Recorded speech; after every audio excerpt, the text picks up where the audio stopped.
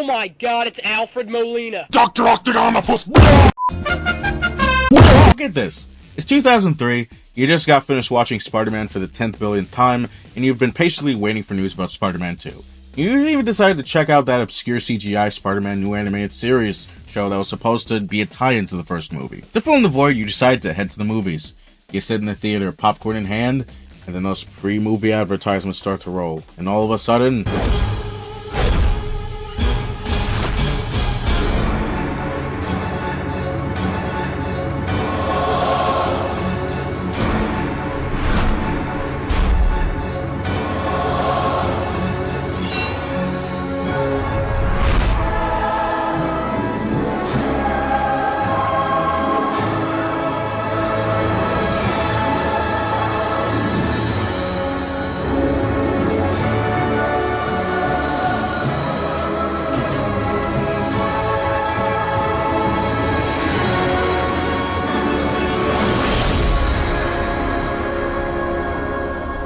and the rest was history.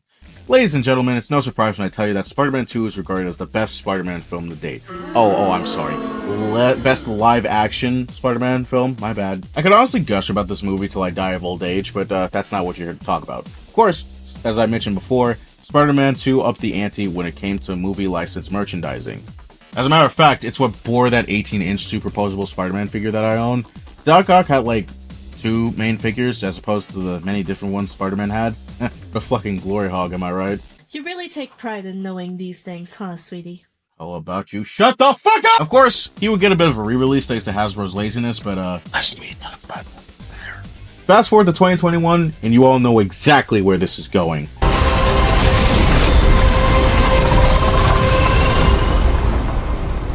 Hello, Peter. Starting off in the comments where you guys were when this shit dropped. I was at work when the unfinished trailer got leaked, and I was screaming because I saw Doc Ock was coming back.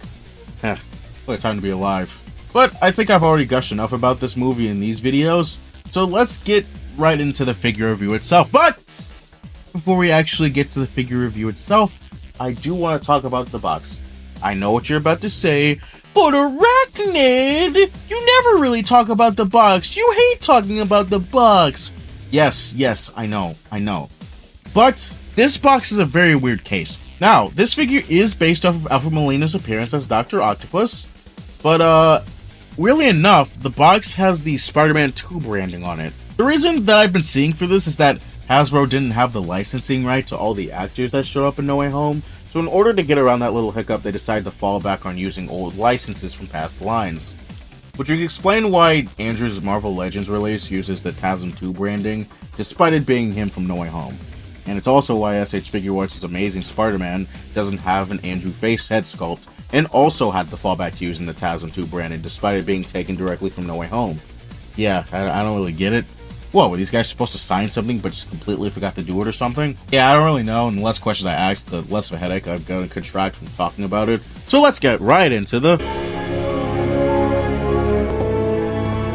So here he is, all decked out with his claws and shit. Yes, I made sure they were put in their proper places.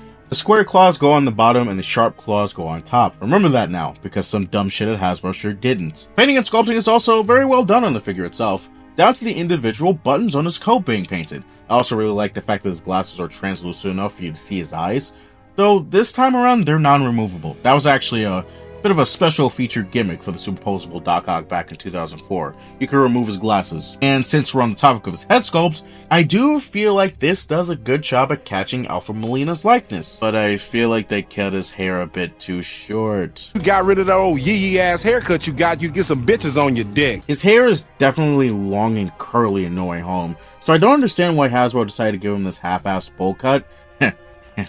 If I didn't know any better, I'd say this. This head is definitely reused from the 2004 figure with some minor touch-ups, so you can't tell Hasbro copied Toy Biz's homework. So that paint detail goes out the window once you get to everything else about the figure. Doc Ock's tentacles from the movies have always had a distinct design to them. They were a chrome gunmetal gray with yellow, almost bronzish caution paint around the tentacles, and the claws were so heavily detailed to the point it felt like each had their own personalities. So much so that in behind the scenes footage of Spider-Man 2, Alpha Molina actually gave each claw their own names: Larry, Harry, Mo, and Flo. A little Three Stooges reference aside, Toy Biz handled that detail perfectly. Hasbro, on the other hand, what the fuck actually happened here? What the fuck happened here? The tentacles are just completely untouched. Not even some silver dry brushing to make the segments pop out more? I guess I'll have to grab a Gundam pen and fix that shit myself or something. Speaking of unpainted in silver, you have the waist apparatus, which for some reason there's a separate part that is a rubbery plastic, and it's also unpainted. Hello everybody, it's me, your friendly neighborhood ArachnidYouth. So while I was in the process of going over the script before I started recording, I decided to go back and watch Spider-Man 2, as well as read the comic adaptation. I realized that the tentacle detailed in the head sculpt are pretty accurate to the comic adaptation of Alpha Molina's Doc Ock. And that's really weird. I find that really funny. Oh, what's that? You didn't know there was a comic adaptation of Spider-Man 2? Well, now you do know! You probably find it floating around on eBay or something, but anyways, back to the review. I think now would be a good time to point out that this is a deluxe figure! The claws are also a massive letdown because of the lack of detail. Yeah, the insides have some silver dry brushing to it, but that just makes it feel wildly inconsistent. Why didn't that detail carry over to the tentacles? And oh boy, these claws are definitely something else. But we will get to that when we get to the... He comes with a good amount of accessories, but not enough. Have I mentioned that this is a deluxe figure? He comes with 2 open grabby hands, and he comes with 2 fists, and of course, 3 sets of claws. Oh boy, the claws. Now, you do get these open, splayed out claws, which are supposed to go on the bottom tentacles, or which are supposed to be able to hold Doc Ock up, which is nice, even though they're unpainted. You also get these kind of cupped bottom claws, which I assume is for holding figures. And he comes with these posable claws. I know, I said posable claws, but we're not there yet, calm down. But I will talk about the fact that these claws have like these semi-hinges on them where you can open and close them. But there's one small problem. These claws are not stable! These claw parts come off way too easily. And that's due to the fact that instead of sticking with a regular hinge joint system, the fucking claw pieces clamp on! That's a fucking horrible system! You wanna know why this review took so long to come out? I have been posing around the tentacles to warm up the joints, and since these tentacles have bendy wire in them, it tends to reset because of the quality of the plastic. It's still pretty brand new, so it's gonna reset itself a bit. And as a result, sometimes it falls over. Then one time I set it up on my microwave, and it fell over. And one of the claw pieces came off. And it was stuck like this for a good portion for the time I've had it, because the claw piece was stuck behind my desk where I couldn't reach it. But now that I've found it, I feel confident in adequately talking about this figure without feeling like it's incomplete. I was actually afraid I would have to wait for someone to sell fodder parts for the claws. Trust me, this shit was soul crushing. His head can look up that far and down that far. 360 rotation at the shoulder. Arm can move out. Biceps swivel here. Disappointingly, he has single jointed elbows. Wrist swivel here, and they have a hinge so they can go in and out. He does surprisingly have waist articulation, but it's a diaphragm joint, so he can't really crunch and arc. The most he can do is just a waist swivel. Leg can kick up this far, and he can move back pretty far, but you know, his coat gets in the way of that. Thigh swivel here. Thankfully though, he has a double bend at the knee. Up, a little bit of up, and a major amount of down at the ankle. And finally, he has an ankle pivot. What's cool is that all the tentacles actually utilize bendy wire, so you can pretty much pose them in any way, shape, or form you want. The only real articulation that can be found is in these special claw pieces, but as I mentioned before, they can actually be pretty... Possibility is still pretty good. It's just these little shits you're concerned about. The tentacles could use more paint detail. The claws could use better engineering. I'm the fuck on. Clamp-ons? Clamp-ons. 2 years. You've had 2 years to come up with a good system for the claws, and this is what you came up with? Are you fucking serious? Give me a break. I also feel like these claws should be way more posable than what they're giving us. For reference, here's the Torbiz Super Posable Doc Ock. Way better paint detail on the tentacles, and what do you know? The claws are properly posable. Now, of course, the claws are a bit fragile on them, but yeah, with Hasbro's new technology and the way they have way better plastic material to work with, so yeah, they can cook up something that works properly. I really hope somebody out there is working on some third-party Doc Ock claws that have proper posability they're supposed to have. Also, how come we don't get a tentacle blade? No alternative painted tentacles or claws to represent when they briefly had the nanotech on it? Yeah, the tentacles aren't removable, but if they were, I wish they had that option for alternate parts. Another cool thing they could have added were claws to represent Octavius was back in control of the arms again. It's a really small detail that only the most diehard Spider-Man fans would notice, aka me. When Octavius is being controlled by the arms, the lights are red, signifying that the arm's AI is in control of his mind. When Octavius regains control over the arms, they go back to being white, something that's remained consistent in both movies. I think I'm lying or I'm overreaching. Here's how they looked before the shit in Spider-Man 2 happened that destroyed the inhibitor chip. Look at those eyes, they're white. There is a lot of missed potential here in the accessories department.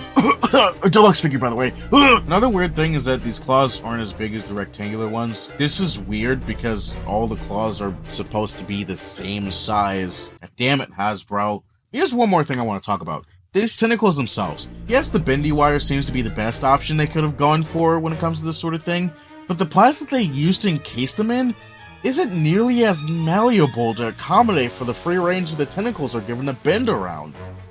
As I mentioned before, it can hold poses, but try and get them into a pose where the claws are holding them up, or like even trying to extend them sometimes, or even bending them in these crazy poses is a hassle because of the fact that the plastic encasing them fights against the pose I'm trying to put the claws in, causing them to try to reset.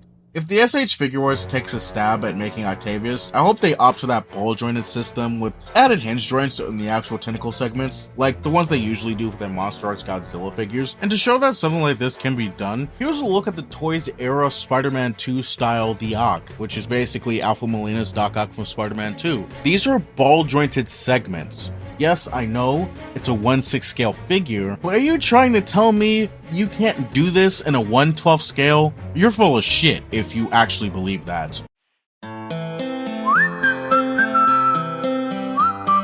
Now, without the claws standing him up, Doc Ock stands at about a little over 6.5 inches tall, which is pretty surprising. But the tentacles themselves, they stand at almost 11 inches. That's quite big. Impressive. Yeah, that is pretty big. Anyway, here he is next to Figuarts Integrated Final Battle Tom, which reminds me he's the reason why we have the integrated suit. Octavius, you should have kept the nanotech.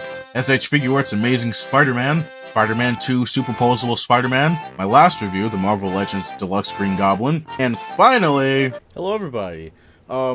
Originally this animated stop-motion kind of segment was going to be Toby and Ox reuniting from No Way Home, but of course the YouTube copyright ID system doesn't fucking like that, even though this is literally a fucking stop-motion animation.